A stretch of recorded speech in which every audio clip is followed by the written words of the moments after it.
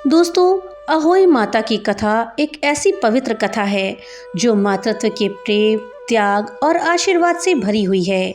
ये कथा संतान की लंबी आयु, सुख, समृद्धि और कल्याण के लिए पढ़ी जाती है। कहा जाता है कि अहोई माता अपने भक्तों की हर अनहोनी को होनी में बदल देती हैं। जिस घर में श्रद्धा और नियम पूर्वक अहोई माता की पूजा करी जाती है, वहाँ पर संतान, सौभाग्य और समृद्धि बनी रहती है, साथ ही सुख शांति बनी रहती है। दोस्तों, अहोई अष्टमी का अर्थ है अनहोनी को होनी में बदलने वाली माता।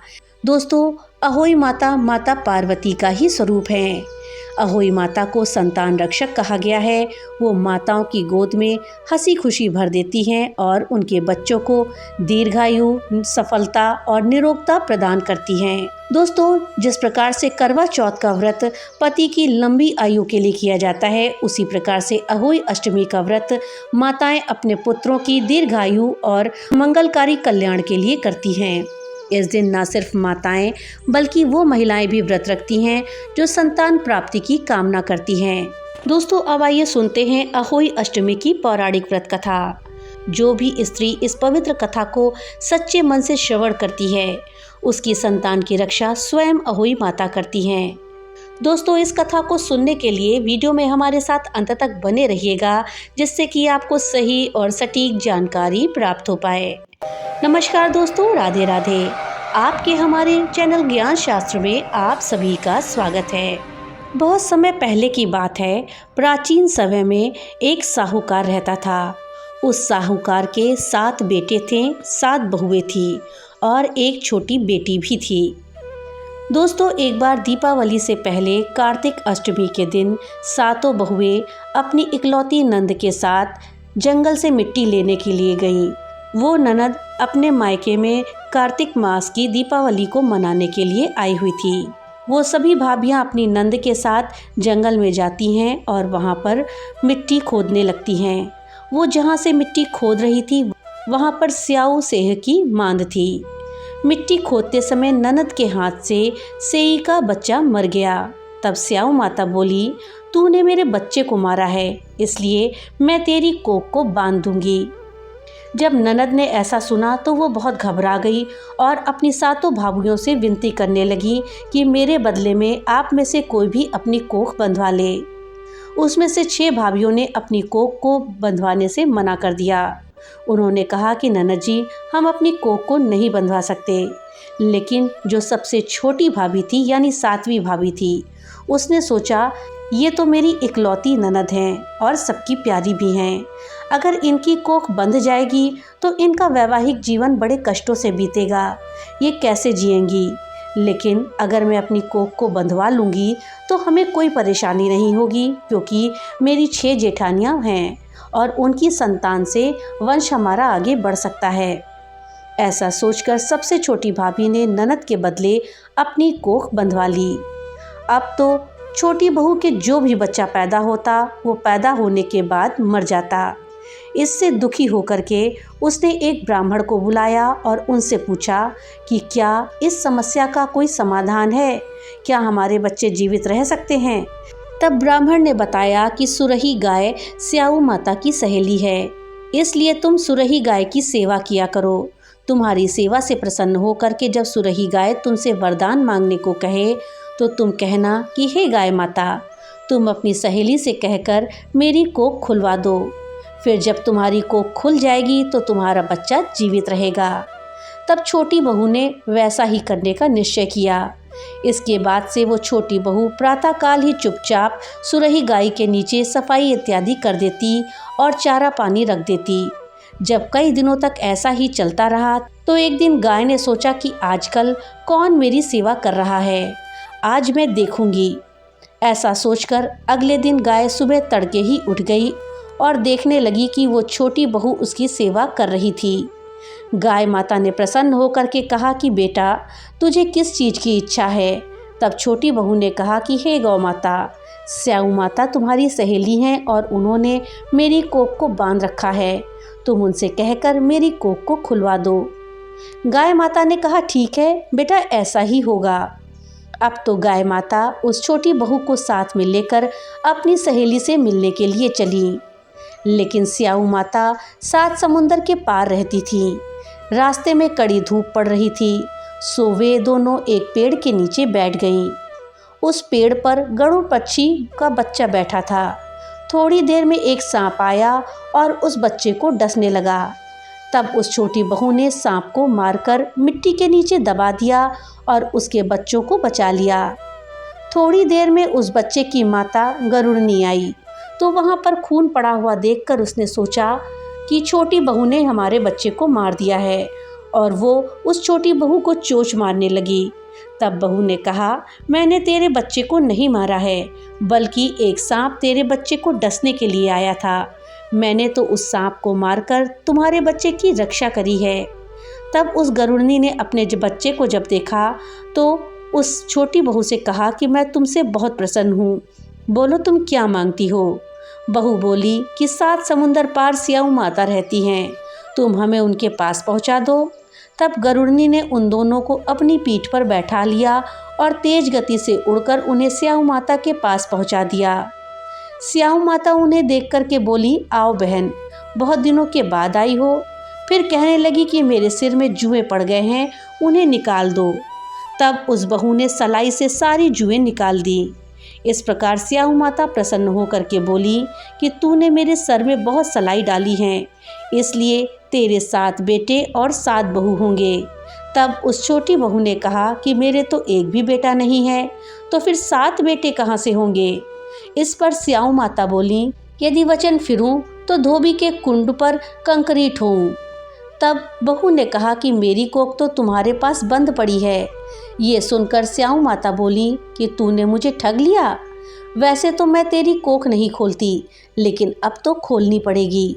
जा, तुझे अपने घर पर 7 बेटे और 7 बहुएं मिलेंगी। तेरा घर परिवार सदा सुखी रहेगा। तू घर जाकर उजमन करियो, 7 अहोई बनाकर 7 कढ़ाई करियो। इससे तेरी संतान सदा सुखी रहेगी और तरक्की करेगी। फिर छोटी बहू स्याऊ माता को प्रणाम करके गाय माता के साथ वापस आ गईं। अपने घर पहुंचकर उन्होंने देखा कि उनके 7 बेटे और 7 बहुएं बैठी हुई हैं। ये देखकर वो बहुत प्रसन्न हुई और 7 अहोई बनाई।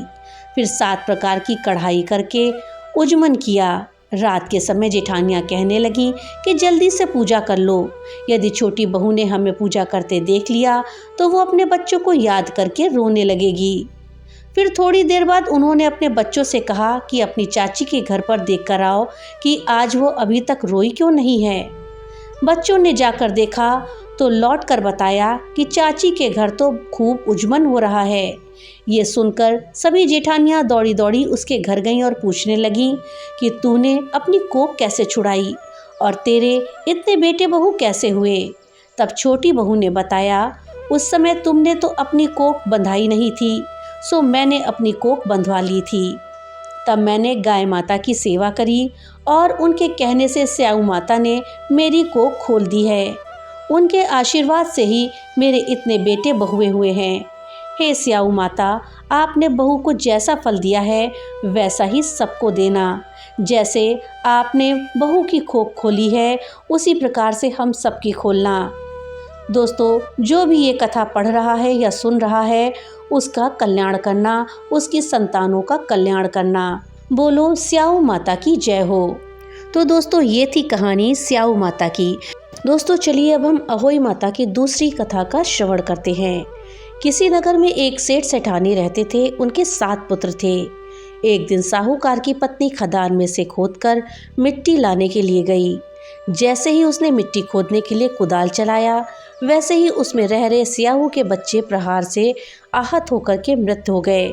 जब साहूकार की पत्नी ने स्याहू को रक्त रंजित देखा तो उसे बच्चों के मर जाने का बहुत दुख हुआ, परंतु जो कुछ होना था वो तो हो चुका था। ये भूल उससे अनजाने में हुई थी, इसलिए दुखी मन से वो घर लौट आई। उसे इस बात का इतना पश्चाताप हुआ कि वो मिट्टी को भी नहीं लाई घर। इसके बाद स्याहू जब घर में आई तो उसने देखा कि उसके बच्चे मरे हुए हैं। वो दुख के कारण व्यथित हो गई और विलाप करने लगी। उसने ईश्वर से प्रार्थना करी कि जिसने भी इस प्रकार मेरे बच्चों को मारा है उसे भी पुत्र शोक का दुख भोगना पड़े। हे प्रभु, उसके भी बच्चों को मार देना। इधर स्याहू के श्राप से 1 वर्ष के अंदर ही सेठ सेठानी के 7 पुत्र मर गए। इस प्रकार दुखद घटना को देख करके सेठ सेठानी अत्यंत शोकाकुल हो गए। उस दंपति ने किसी तीर्थ पर जाकर के अपने प्राणों को विसर्जन कर देने का मन में संकल्प कर लिया। मन में ऐसा निश्चय करके सेठ सेठानी घर से पैदल ही तीर्थ की ओर चल पड़े। उन दोनों के शरीर में जब तक जान थी वो लगातार चलते रहे। इसके बाद जब वो चलने में बिल्कुल असमर्थ हो गए तो रास्ते में ही मूर्छित होकर के भूमि पर गिर पड़े। इस प्रकार से उनकी दयनीय दशा को देख करके भगवान को उन पर दया आ गई और आकाशवाणी हुई, हे सेठ, तेरी सेठानी ने मिट्टी खोदते समय अनजाने में ही स्याहू के बच्चों को मार डाला था, इसलिए तुझे भी अपने बच्चों का कष्ट सहना पड़ा। उसके पश्चात भगवान ने कहा कि अब तुम दोनों अपने घर जाकर के गाय की सेवा करो और अहोई अष्टमी आने पर विधि पूर्वक प्रेम से अहोई माता की पूजा करो। सभी जीवों पर दया भाव रखो, किसी का अहित ना करो, परोपकार करो। अगर तुम मेरे कहने के अनुसार चलोगे तो तुम्हें संतान सुख की प्राप्ति होगी। इस आकाशवाणी को सुनकर सेठ सेठानी को कुछ धैर्य बंधा और वो दोनों भगवान का स्मरण करते हुए अपने घर को प्रस्थान कर गए। घर पहुंचकर उन दोनों ने आकाशवाणी के अनुसार ही अपने कार्यों को करना प्रारंभ किया। इसके साथ ही ईर्ष्या देश की भावना से रहित होकर सभी प्राणियों पर करुणा का भाव रखना प्रारंभ कर दिया। भगवत कृपा से सेठ सेठानी को फिर से पुत्र की प्राप्ति हुई और सभी सुखों की प्राप्ति हुई और वो पूरी जिंदगी सभी सुखों को भोग करके अंत में स्वर्गगामी हुए। बोलो अहोई माता की जय हो। अब आइए हम सुनते हैं अहोई अष्टमी की तीसरी व्रत कथा। बहुत समय पहले एक नगर में चंद्रभान नामक एक साहूकार रहता था। उसकी पत्नी चंद्रिका बहुत ही सुंदर, सर्वगुण संपन्न, सती साध्वी, चरित्रवान और बुद्धिमान थी। उसके कई पुत्र और पुत्रियां हुए, परंतु वो सब बाल्यावस्था में ही मर गए। दोनों पति पत्नी संतान के जीवित न रहने से बहुत ही परेशान थे। वो दोनों प्रतिदिन मन में सोचते कि हमारे मर जाने के बाद इस धन संपदा को कौन देखेगा। एक बार उन दोनों ने निश्चय किया कि वनवास लेकर शेष जीवन प्रभु भक्ति में व्यतीत करते हैं। इस प्रकार वो दोनों अपने घर बार को त्याग करके वन चले गए। रास्ते में जब थक जाते हैं तो रुककर वो थोड़ा विश्राम करते हैं और फिर चल पड़ते हैं। इस प्रकार धीरे धीरे वो बद्रिक आश्रम के निकट शीतल कुंड में जा पहुँचे। वहाँ पहुँचकर दोनों ने निराहार रहकर प्राण त्यागने का निश्चय किया।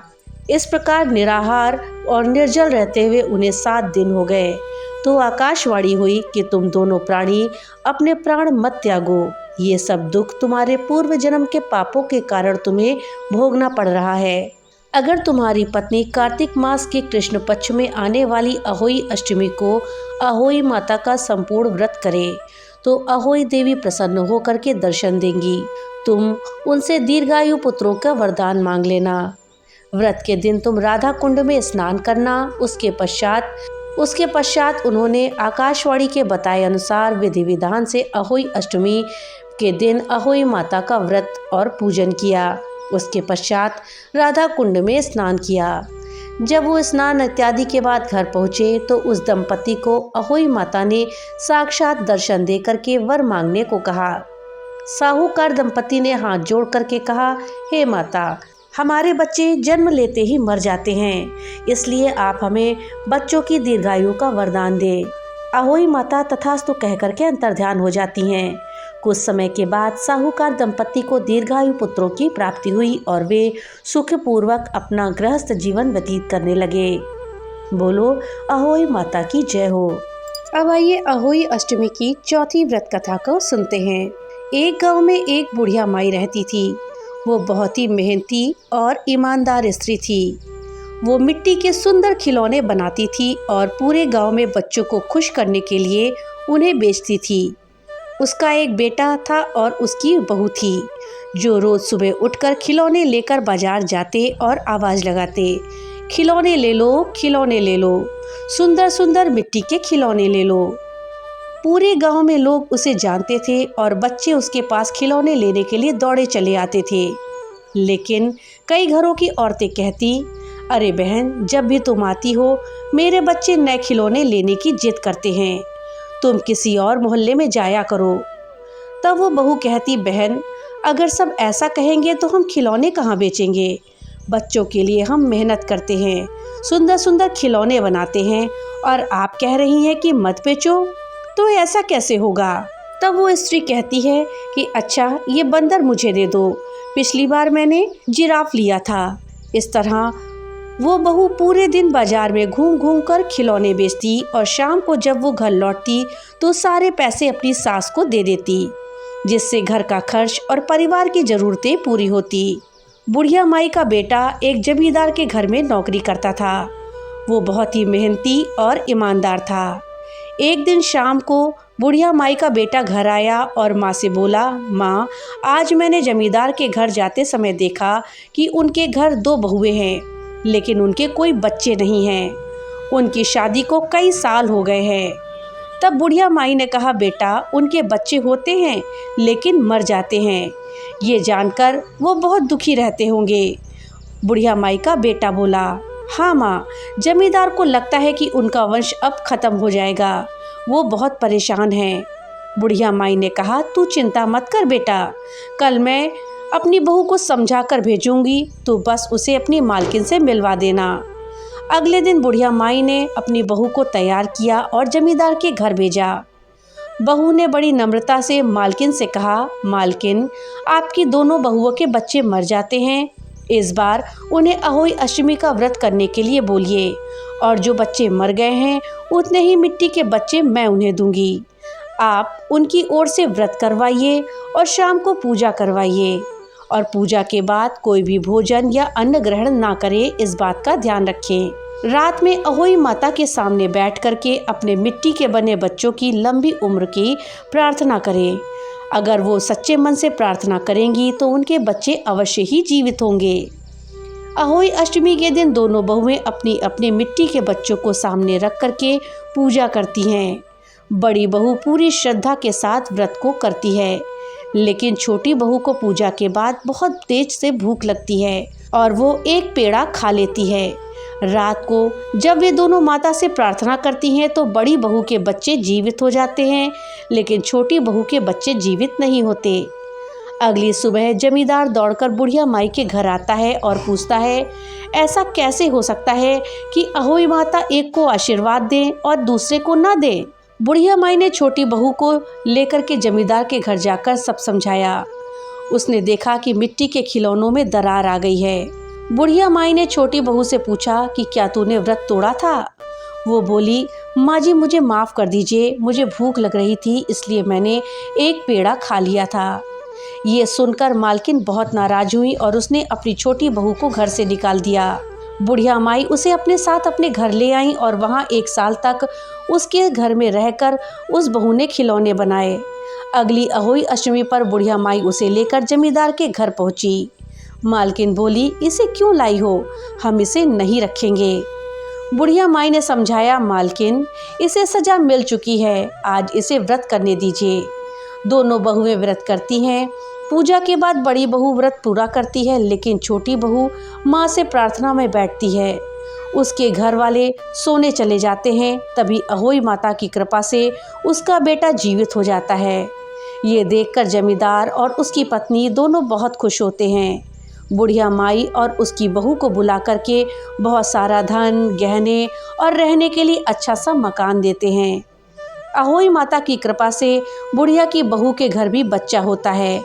उसके बाद हर अहोई अष्टमी पर सभी मिलकर व्रत रखते हैं और अहोई माता की पूजा करते हैं। प्रेम से बोलिए, अहोई माता की जय हो। दोस्तों, ये थी अहोई माता की सुंदर पौराणिक व्रत कथाएं, जिनको सुनने मात्र से ही अहोई माता की कृपा मिलती है और बच्चों को दीर्घायु और सुख समृद्धि का वरदान मिलता है। दोस्तों, अब आइए जानते हैं कि अहोई व्रत में हमें किस प्रकार से पूजा अर्चना करनी चाहिए। दोस्तों, इस दिन सुबह ब्रह्म मुहूर्त में स्नान करके पूजा का और व्रत का संकल्प ले लें और इसके बाद घर की दीवार पर गेरू से अहोई माता, सिंघनी और उसके बच्चों का चित्र बनाया जाता है। पूजा के स्थान पर एक चौकी रखकर उस पर जल से भरा कलश रखें। फिर उसके ऊपर नारियल, वस्त्र और रोली और चावल से सजावट करें। सबसे पहले गणेश जी की पूजा करी जाती है, क्योंकि बिना गणेश जी की पूजा के कोई भी पूजा अधूरी होती है। फिर अहोई माता का स्मरण करके दीपक जलाएं। माता को आटे या सूजी के पुए, हलवा और गुड़ से बने प्रसाद का भोग लगाया जाता है। संध्या के समय तारों को देख करके जल अर्पण किया जाता है। दोस्तों, कहीं कहीं चांद कर देख करके भी अर्घ्य दिया जाता है और माता से कहा जाता है कि हे अहोई माता, मेरी संतान की रक्षा करिए, उन्हें दीर्घायु और सुख संपत्ति प्रदान करिए। उसके बाद कथा सुने और हाथों में लिए गेहूं के दाने दुपट्टे में बांध लें। पूजा के पश्चात सास या परिवार की बड़ी महिला के चरण स्पर्श करके आशीर्वाद लें और उसके बाद व्रत को खोलें। इस दिन कुछ नियमों का पालन करना अत्यंत आवश्यक है। इस दिन मिट्टी से संबंधित कार्य नहीं करने चाहिए। खुरपी या कुदाल का प्रयोग करना इस दिन वर्जित होता है। काले या नीले रंग के वस्त्र इस दिन भूल से भी ना पहने। इस दिन कांसे के बर्तनों से अर्घ्य नहीं देना चाहिए। अहोई अष्टमी के दिन प्याज, लहसुन का सेवन वर्जित माना जाता है और रात्रि में सोना भी अनुचित होता है। इस दिन हमें बच्चों, बुजुर्गों का अनादर नहीं करना चाहिए, इससे व्रत का पुण्य नष्ट हो जाता है। अहोई अष्टमी का ये पर्व केवल एक व्रत नहीं होता, बल्कि माँ के प्रेम और त्याग का जीवंत प्रतीक है। ये हमें ये सिखाता है कि एक माँ का आशीर्वाद हर अनहोनी को भी होनी में बदल सकता है। अहोई माता के नाम का स्मरण करने मात्र से ही संतानों पर आने वाली आपदाएं टल जाती हैं। तो दोस्तों, आप सब भी इस व्रत को श्रद्धा से करें और श्रद्धा पूर्वक अहोई माता की कथा सुनें। कथा सुन करके अपने बच्चों के सिर पर हाथ रखकर कहें, हे अहोई माता, मेरी संतान को लंबी आयु देना, सुख समृद्धि देना और जीवन में हमेशा मंगल रखना। तो दोस्तों, प्रेम से बोलिए अहोई माता की जय। तो दोस्तों, ये थी अहोई माता के व्रत की कथाएं। दोस्तों, ये कथाएं आपको कैसी लगी हमें कमेंट बॉक्स में लिख करके ज़रूर बताइएगा। वीडियो अगर थोड़ी सी भी अच्छी लगी हो तो वीडियो को लाइक करिएगा और ज़्यादा से ज़्यादा शेयर करिएगा, जिससे कि ये जानकारी अधिकतर लोगों तक पहुंच पाए। और हाँ, अगर चैनल पे पहली बार आए हैं तो कृपया चैनल को सब्सक्राइब कर लीजिएगा और बेल आइकन दबाना मत भूलिएगा, जिससे कि मेरी वीडियो सबसे पहले आप तक पहुँच सके। तो मिलते हैं अगली एक नई वीडियो के साथ, तब तक के लिए राधे राधे।